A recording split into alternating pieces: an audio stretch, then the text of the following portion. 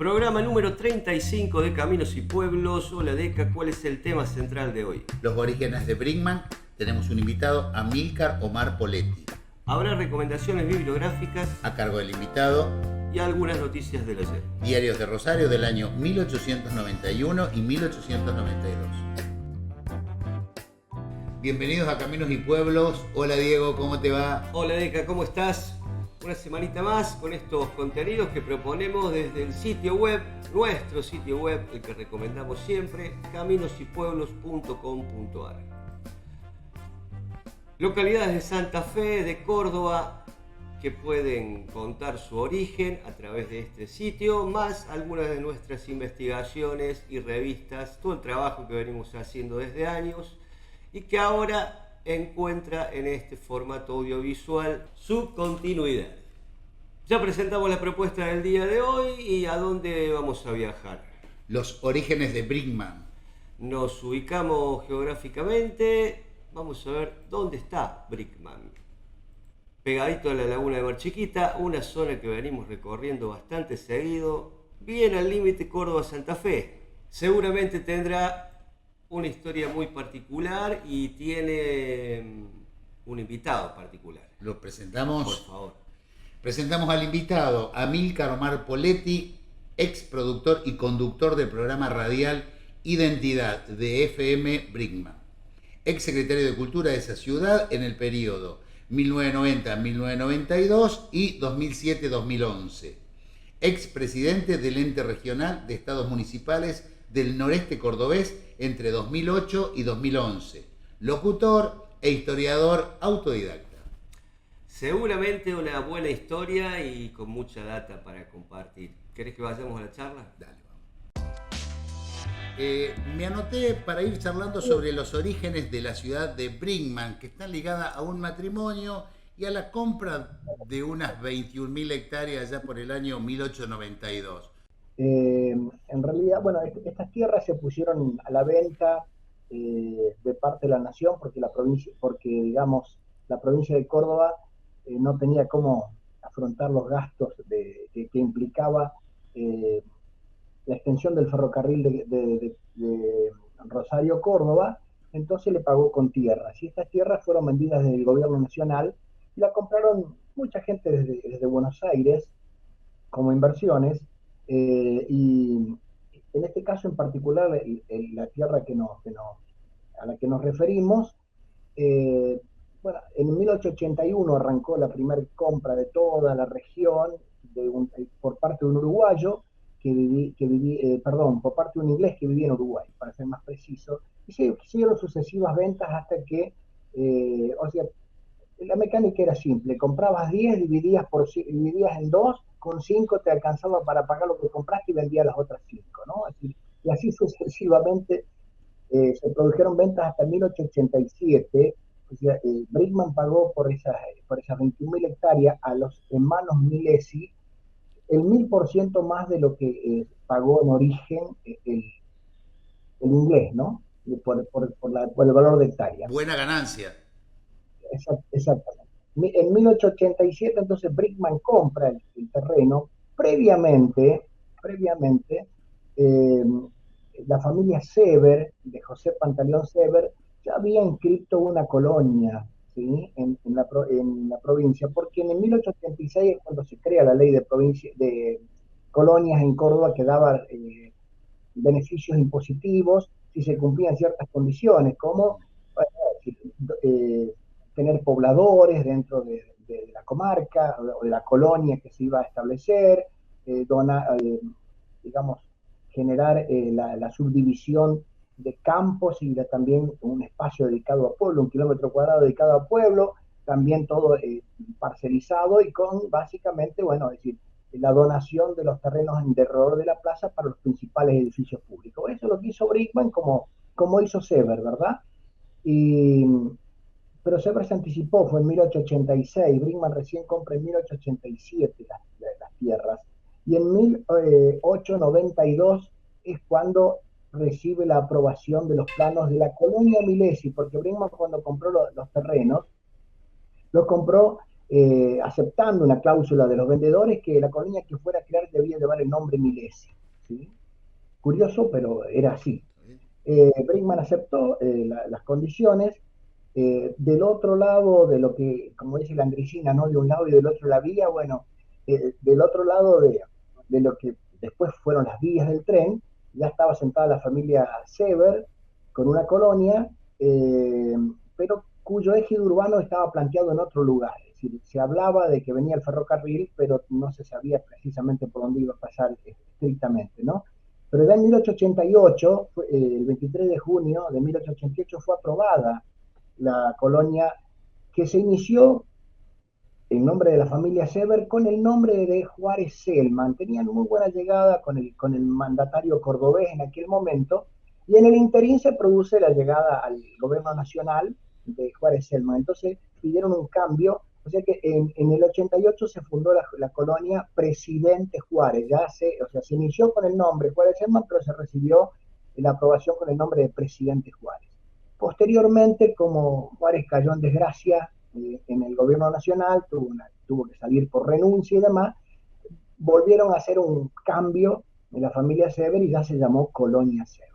Entonces teníamos esta dualidad en Brinkman. De un lado de la vía estaba la colonia Milesi, del otro del lado de la vía, del lado este, estaba Colonia Sever. La particularidad fue que Brinkman fue muy inteligente en este sentido, porque cuando supo por dónde pasaba el ferrocarril, él donó toda la lonja para los 50 metros de ancho que exigía el trazado del ferrocarril, con una condición: que la estación que se estableciera en su jurisdicción llevara su nombre.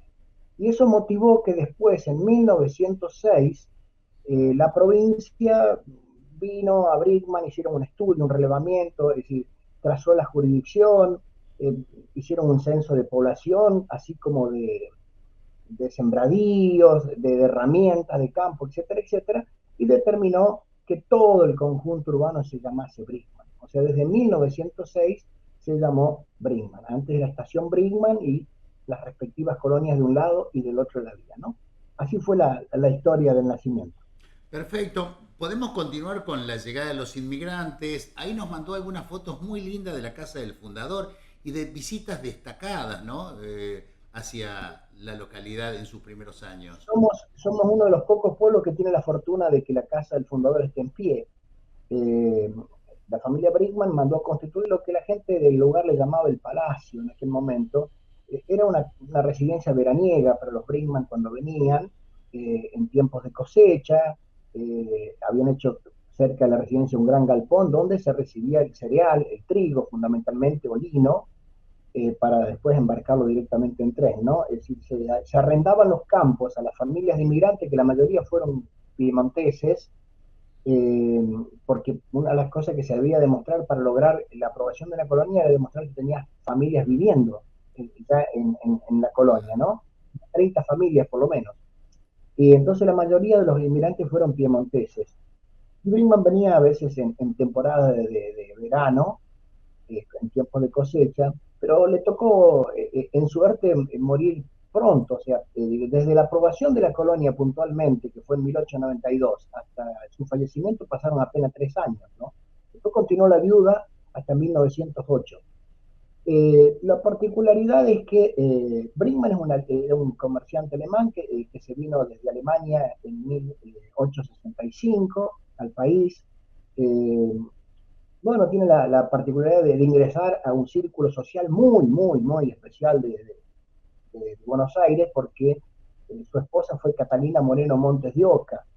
Los Montes de Oca, bueno, realmente eran de un gran abolengo. El papá de Catalina Moreno tuvo que estar exiliado en la época de Rosas, porque pertenecía, por supuesto, a la otra esfera, y por eso Catalina Brinkman nació en Chile, en 1850.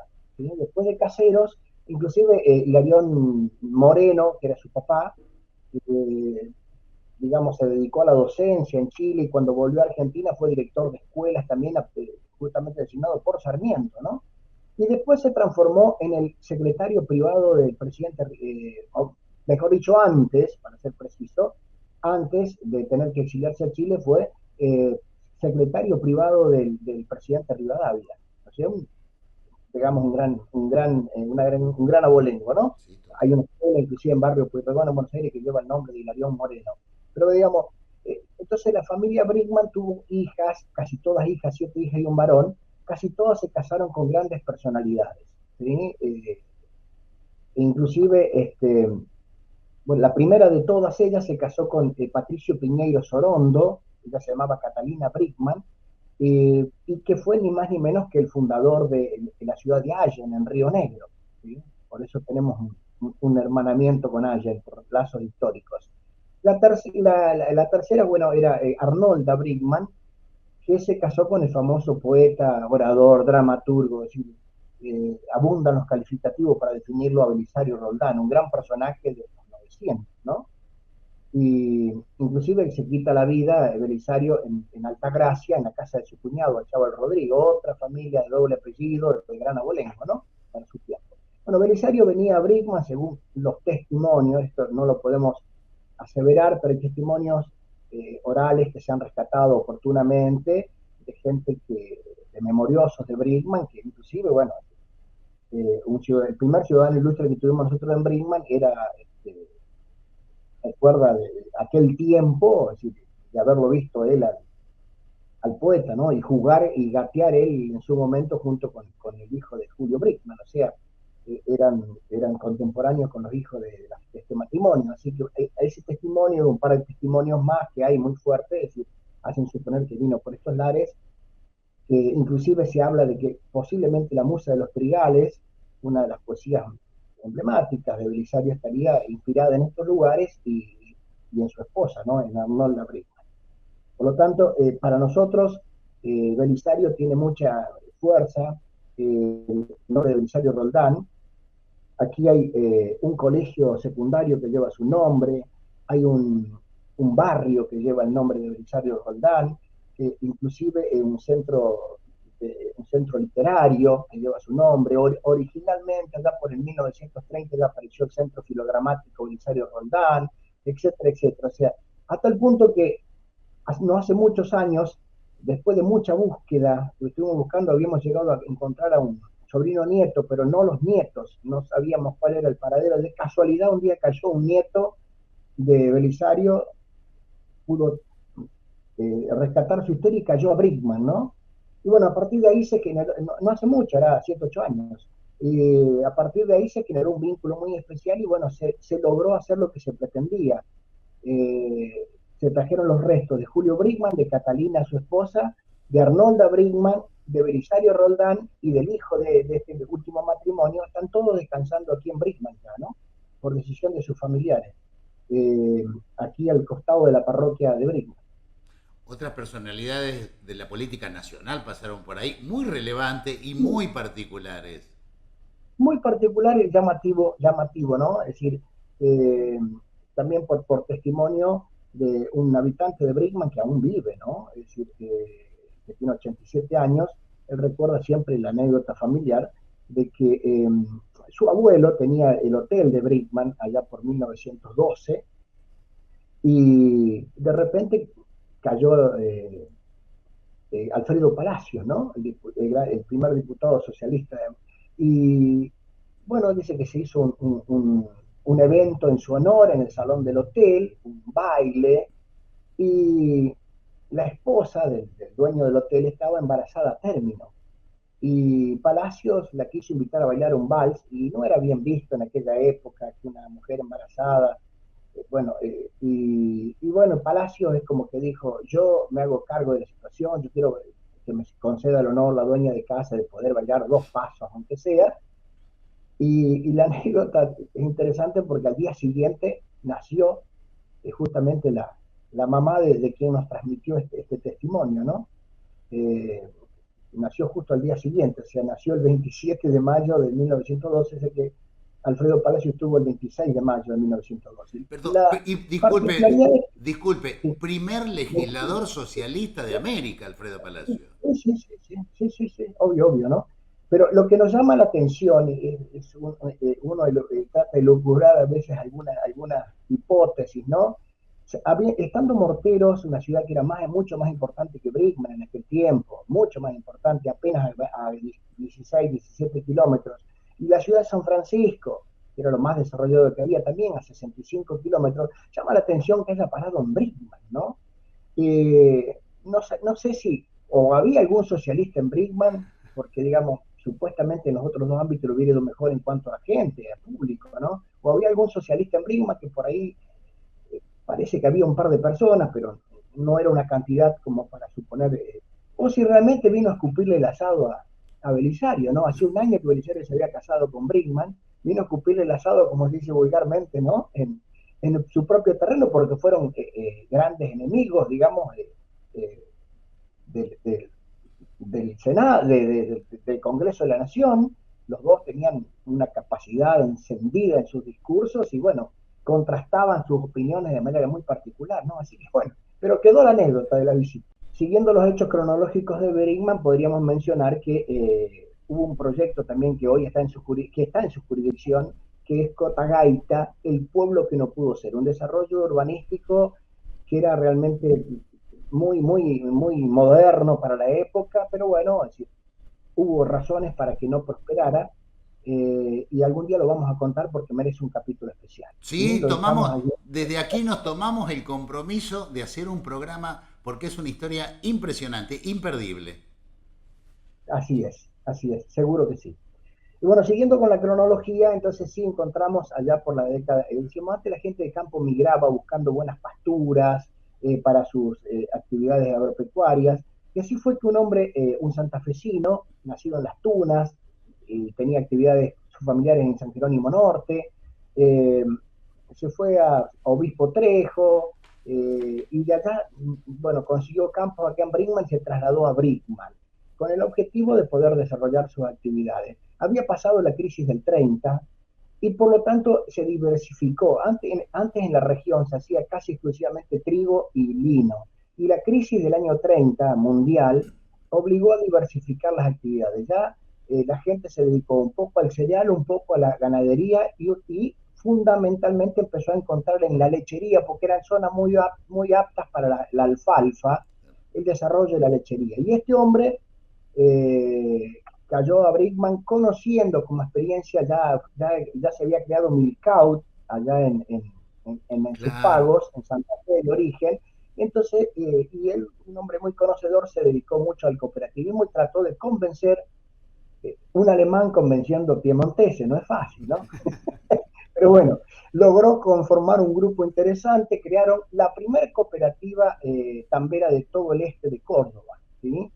Y eso fue en el año 35, la cooperativa de Tamberos La Unión, que él presidió obviamente, pero a los 2 años dijo que no era suficiente con poder convertir la leche en crema, porque todavía seguían dependiendo de monopolios que adquirían la crema, ¿no? Entonces, bueno, sugirió dar un paso más y se reunieron, él fue el ideólogo y demás, se formó una comisión provisoria que se reunió, por ejemplo, la primera reunión histórica fue el 20 de abril del año 37 en Brinkman, donde se conformó la comisión provisoria pro fábrica de manteca, porque no era Sancor todavía, después se llamó Sancor, que es la conjunción de la sílaba de Sancor, de Santa Fe y Córdoba, pero en origen la comisión pro fábrica de manteca que él presidía, con cooperativas de morteros, de Freire, de Vicha, digamos, de todo el entorno, ¿sí?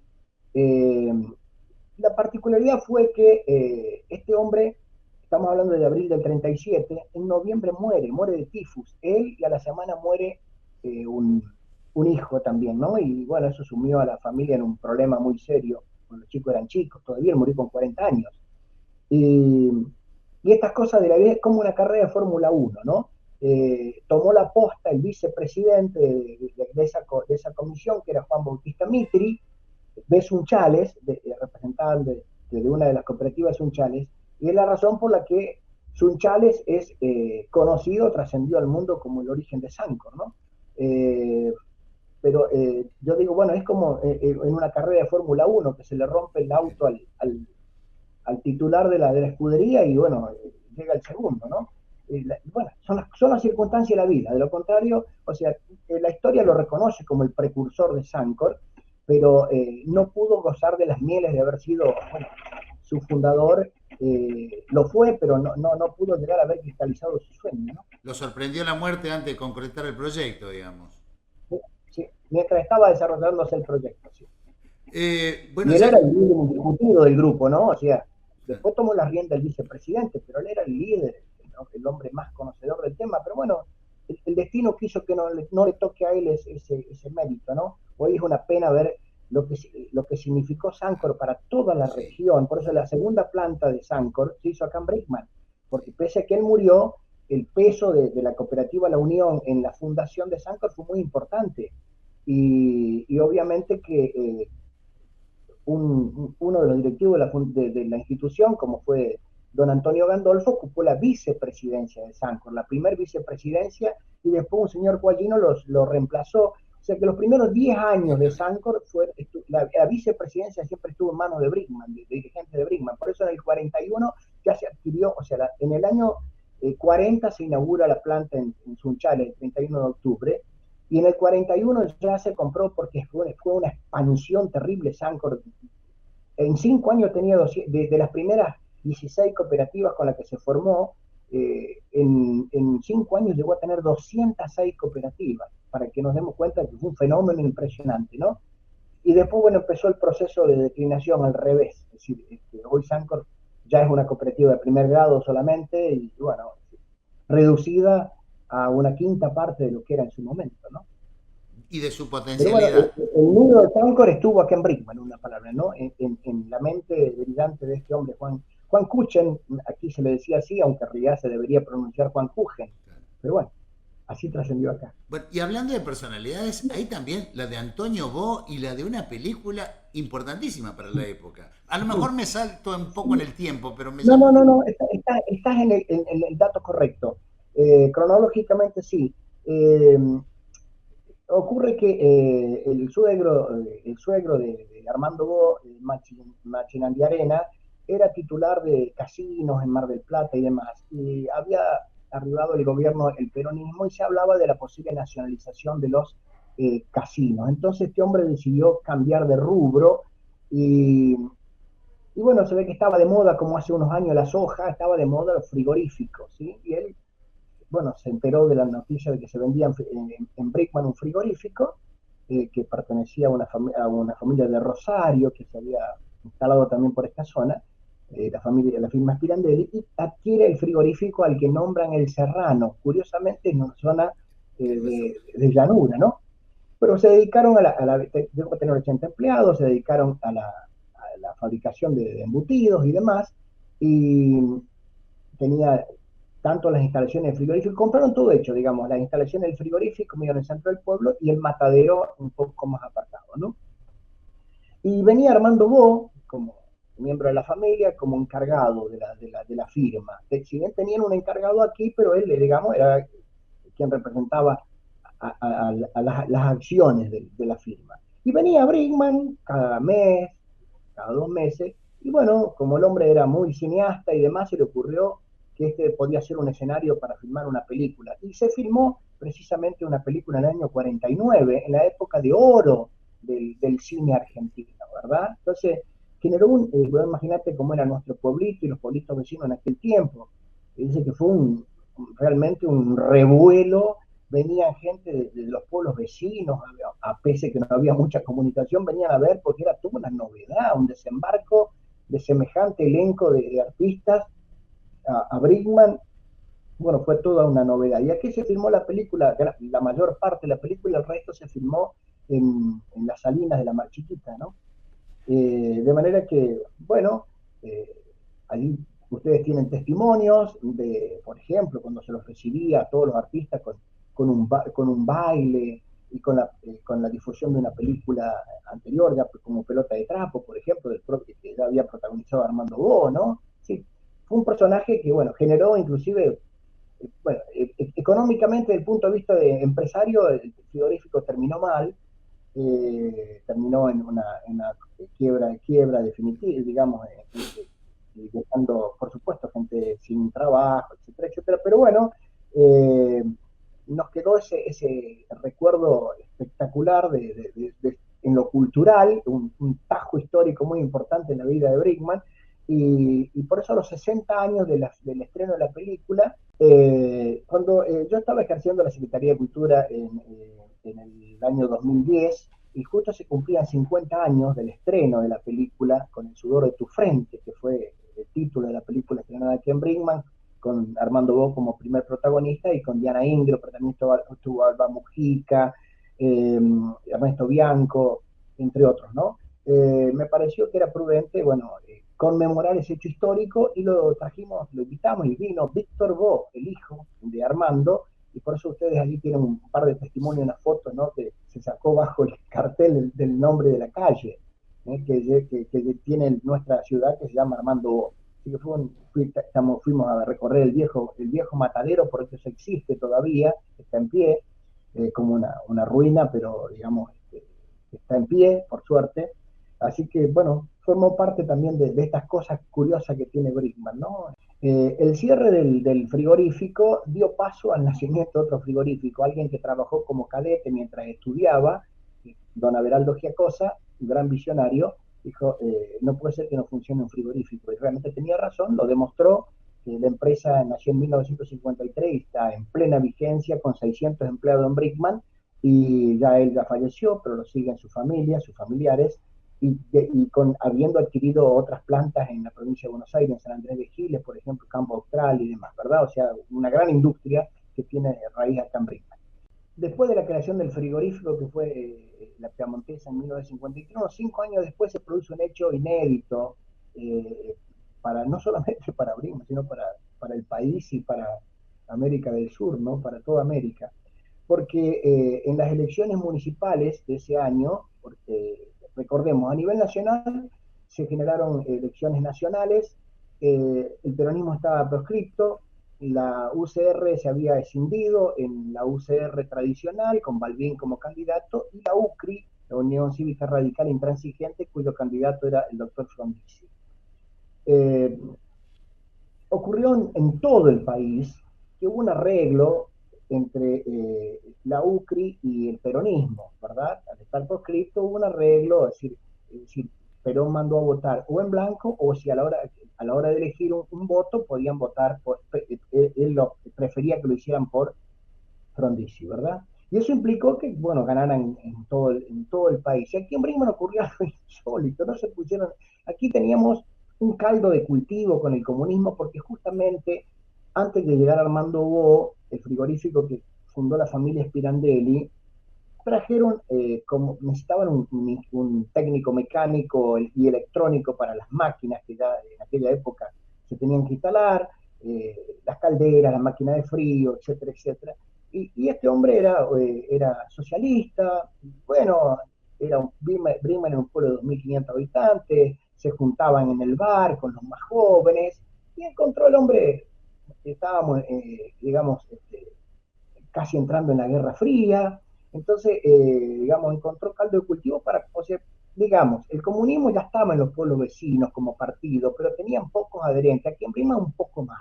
En las elecciones del año 57 legislativas sacaron 171 votos, es decir, seguramente triple que lo que pudieron sacar en los pueblos vecinos. Pero con eso no alcanzaba.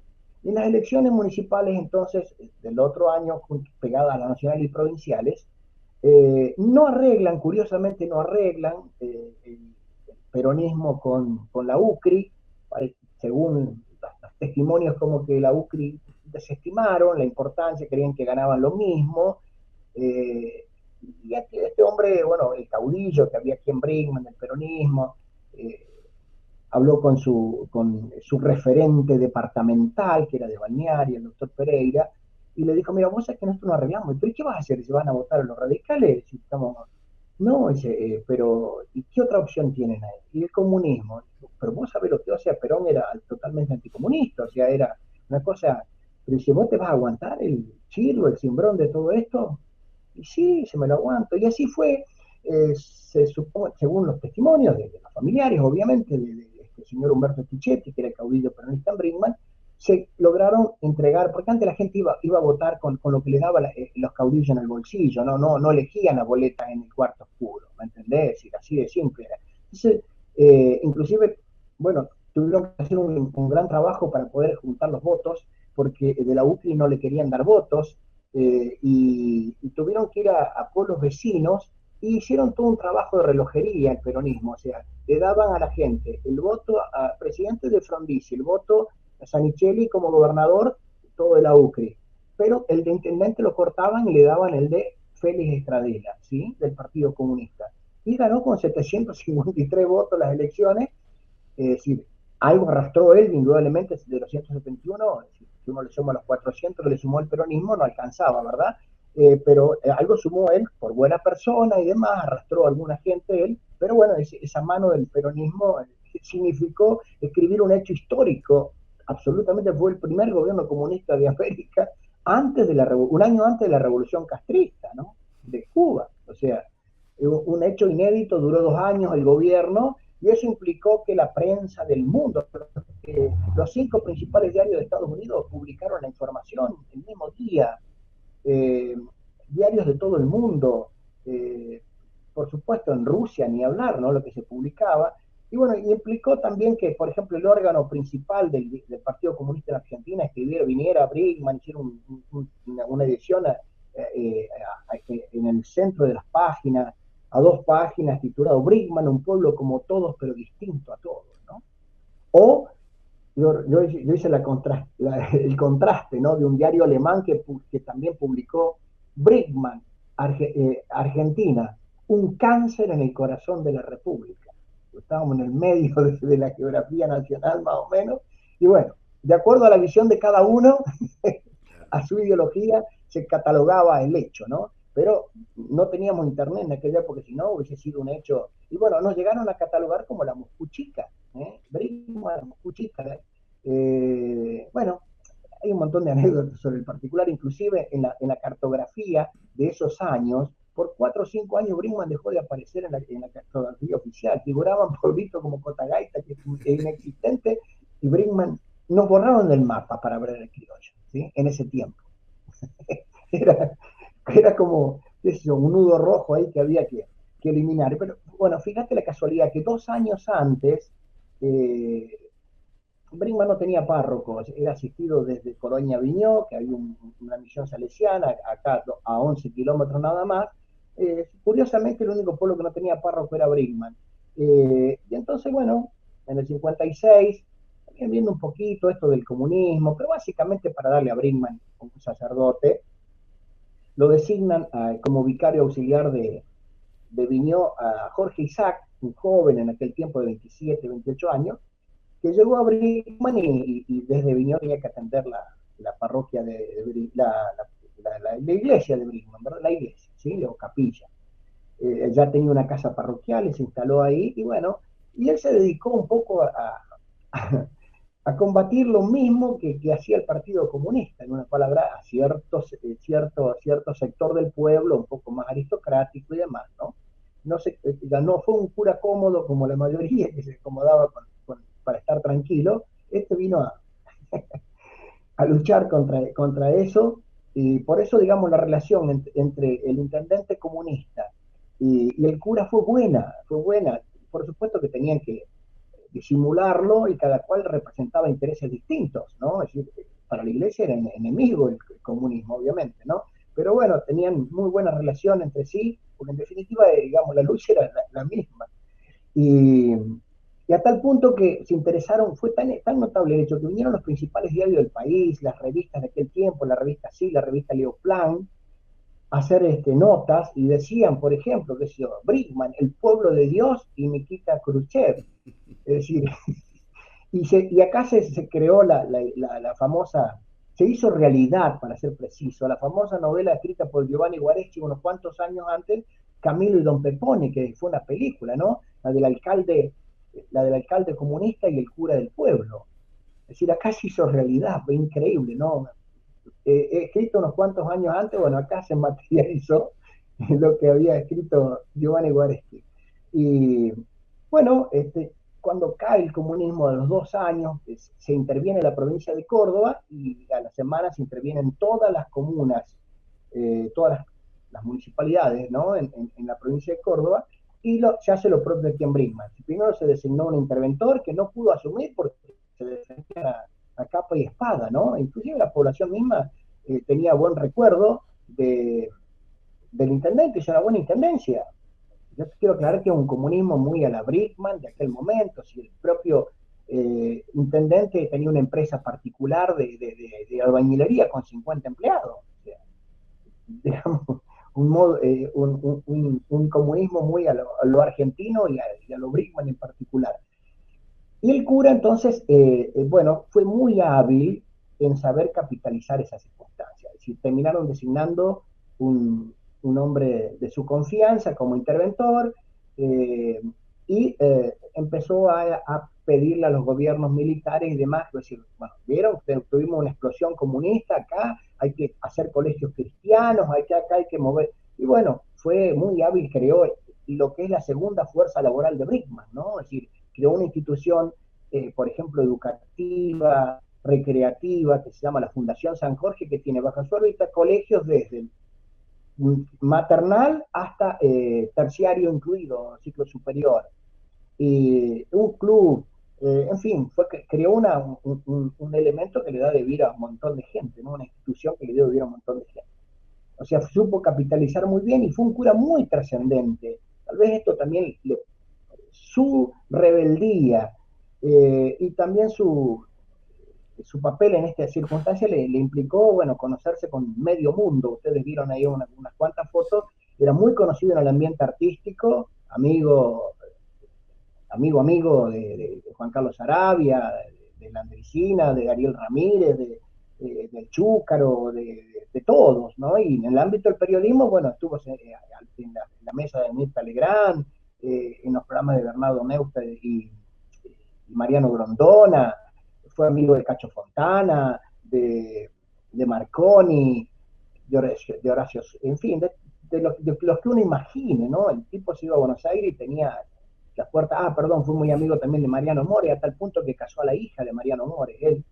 Y, o sea, un hombre con mucha trascendencia nacional, ¿no? Así que bueno, es otra de las cosas distintivas que nos tocaron. Realmente atrapante la historia de tu ciudad. ¿Algo más para agregar, Amílcar, como para ir cerrando? Bueno, para ir cerrando, sí, también, digamos, nos tocó también un par de cositas, ¿no? Particulares, como por ejemplo, el primer jardín de infantes rural de la provincia de Córdoba, lo que se creó aquí en nuestra jurisdicción, inclusive yo era parte de la cooperadora en aquel momento, fue en el año 80, un jardín de infantes patrocinado por los propios padres de los alumnos, y que según nuestro registro fue el primer jardín del país. A tal punto que después la provincia lo oficializó en el año 87 y lo tomó como modelo, como ejemplo, ¿no?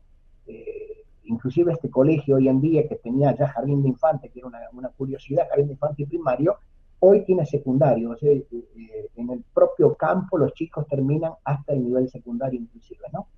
Esos antecedentes indudablemente que pesaron mucho. Después, a mí me tocó ser secretario de Cultura del primer intendente de Brickman, digamos, que fue excombatiente de la provincia de Córdoba, ¿no? Porque había un antecedente de un veterano de Malvinas que fue intendente del Dorado un par de años antes, en Dorado Misiones. Y bueno, y Jorge Raca, veterano de Malvinas, se convirtió en el primer intendente cordobés de ser justamente héroe de Malvinas, ¿no? Muy entretenida la charla, muy colorido. ¿Cuántos personajes pasaron por esa ciudad y cuántas anécdotas tiene esa gente? Un pueblo diferente. Totalmente diferente. Vale la pena recordar que nos estás viendo por el canal de YouTube Triple Media Contenidos, en donde podés descubrir todas nuestras entregas anteriores y muchas investigaciones, en este caso relacionadas con Malvinas, que es como nuestro otro tema favorito. Pero tenemos que dar continuidad al programa de ECA. ¿Y con qué seguimos? Con las recomendaciones bibliográficas, en este caso a cargo de Amílcar. Bueno, yo he hecho algunas investigaciones, sobre todo de la parte rural de Brickman y su entorno, es decir, que he hecho algunas publicaciones, están en la biblioteca de Brinkmann y en el archivo histórico. Brinkmann, con motivo de los 100 años, editó un libro, 100 años y mucho por decir, pero bueno, está agotada la edición y no se ha reeditado. No obstante eso, tenemos un archivo histórico en Brinkmann y una biblioteca donde se dispone de todos estos materiales que uno puede, por supuesto, consultar, ¿no? De manera que, bueno, yo les agradezco esta gentileza de haberme convocado para algo tan importante como son este Camino y Pueblos, donde se cuenta la historia, las particularidades que tiene cada lugar. Como yo te decía, Brinkmann es un pueblo igual que todos, que nació a la vera del ferrocarril, con la ley de las colonias, con la mayoría de piemonteses, como es la Pampa Gringa, pero tuvo la particularidad de haber sido atravesado por estos episodios históricos un poco altisonantes, distintos, novedosos, que bueno, es lo que, por eso una historia común, pero diferente. Recomendaciones que sumaron mucho más colorido a este programa, muy interesante y agradable. Pero Deca, seguimos con las partes fijas del programa y quiero ver qué descubriste en los diarios del ayer sobre lo que nos convoca. Bueno, teniendo en cuenta que la estación Brinkmann fue inaugurada en febrero de 1891, traje información de ese año. Diario El Municipio de Rosario, 8 de noviembre de 1891. Se necesitan colonos o agricultores que tengan compañías o cuadrillas de peones aradores para arar de 100 a 1000 cuadras cuadradas de terreno, dándoles arado, rastras, bueyes, casas, corral y demás útiles que necesitan. Para tratar, ocurrir calle Buenos Aires, número 640, de 8 de la mañana a 5 de la tarde todos los días. Segunda noticia, el mismo diario, El Municipio, 30 de julio de 1892. Agricultores.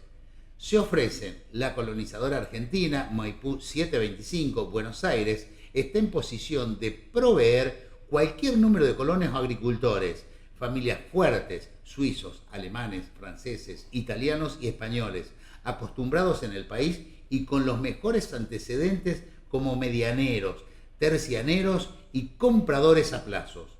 También peones en cualquier número.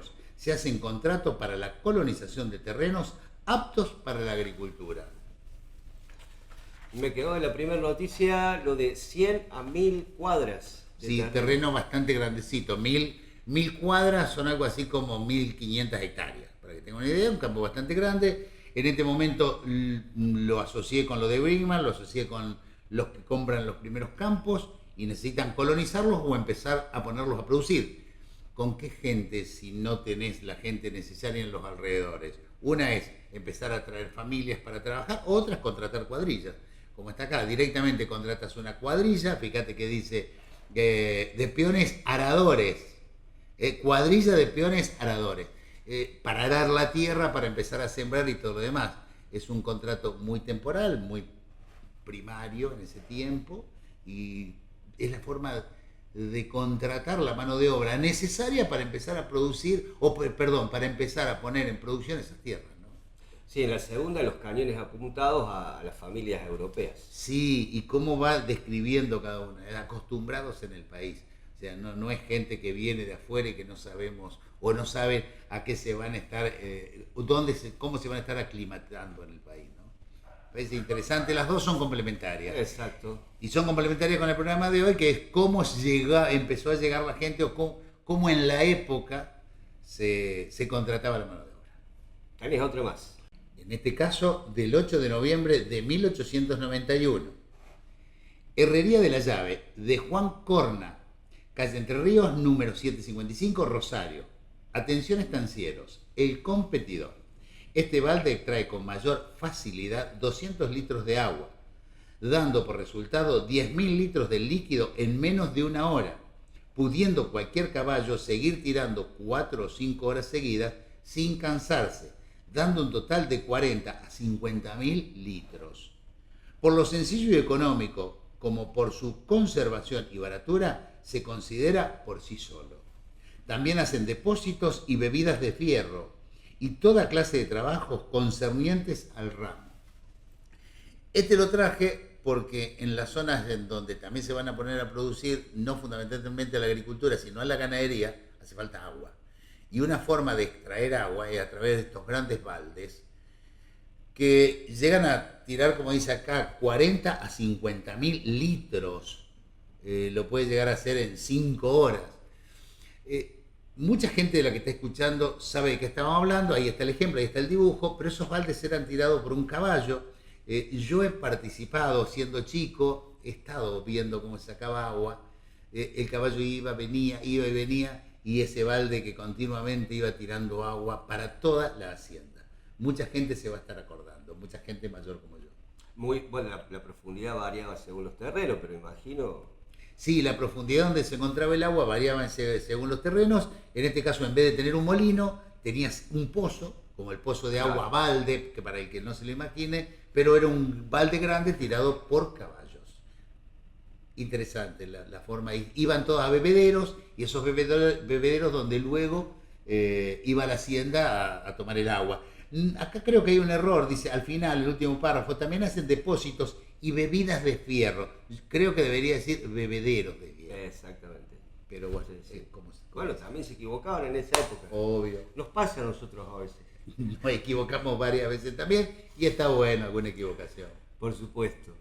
Antes de ir a los agradecimientos, Deca, quiero compartir con la comunidad que, bueno, si ya visitaron el sitio y si lo ven periódicamente, se encontrarán con el bannercito en donde los invitamos a participar de nuestra comunidad, porque sumando un granito de arena de cada uno podemos sostener este proyecto. Ahí están algunos de los métodos con los que pueden participar y ayudarnos. Agradecer a los que ya se comunicaron vía WhatsApp, que es por ahí nuestro medio de comunicación más usado, y ya hicieron sus aportes que bueno, nos permite, lo que decía, sostener este proyecto. Que se nos está haciendo difícil en la parte económica, un granito cada uno, por ahí juntamos algo y podemos continuarlo, que es nuestro mayor deseo. También lo podemos hacer y sostener gracias al apoyo de, por ejemplo, la Municipalidad de Marcos Juárez, la Cooperativa Alborada, el Estudio Volati, y también agradecer a la Cooperativa de Obras y Servicios Públicos y Sociales de Arroyo Cabral, que nos incluye dentro de su grilla. Nuevas fronteras, se amplía el área de cobertura. Esto que nació desde Marcos Juárez para Córdoba y Santa Fe se nos está haciendo cada vez más grande de acá. Ojalá que siga así, por ese camino. Así es. Nos reencontramos la semana que viene. Dale.